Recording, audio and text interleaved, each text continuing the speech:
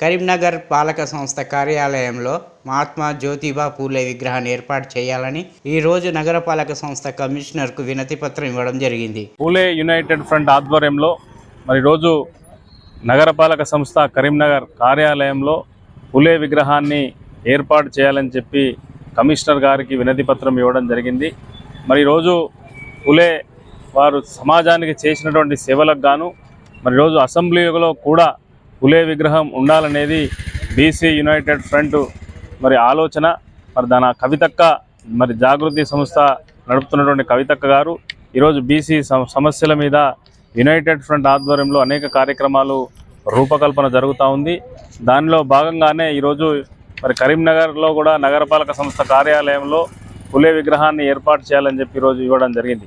మరి గతంలో కూడా సర్కస్ గ్రౌండ్ ఉండే దాన్ని మరి గౌరవ పార్లమెంట్ సభ్యులు అప్పుడున్నటువంటి పార్లమెంట్ సభ్యులు బోయినపల్లి వినోద్ కుమార్ గారు పూలే మైదానంగా దాన్ని నామకరణం చేయడం జరిగింది. పూలే మైదానంగా ఈరోజు కరీంనగర్లో అది పిలువబడతా ఉంది. మరి ఈరోజు ఇక్కడ కూడా మరి మున్సిపల్లో కానీ ఇతర ప్రభుత్వ కార్యాలయాల్లో కానీ తప్పకుండా పూలే విగ్రహాలను ఏర్పాటు చేసి ఒక బీసీలకు ఆత్మగౌరవంగా ఉండే విధంగా చర్యలు తీసుకోవాలని చెప్పి కోరడం జరుగుతూ ఉంది. అదేవిధంగా గతంలో ఉన్నటువంటి ప్రభుత్వం కూడా మహాత్మా జ్యోతిబా పూలే మీద అనేక కార్యక్రమాలు నిర్వహించడం జరిగింది. వాటిని కొనసాగింపుగానే మరి ఇప్పుడు కూడా ఆ కార్యక్రమాలను కొనసాగించాలని చెప్పి ఈ సందర్భంగా కోరుతా ఉన్నాం.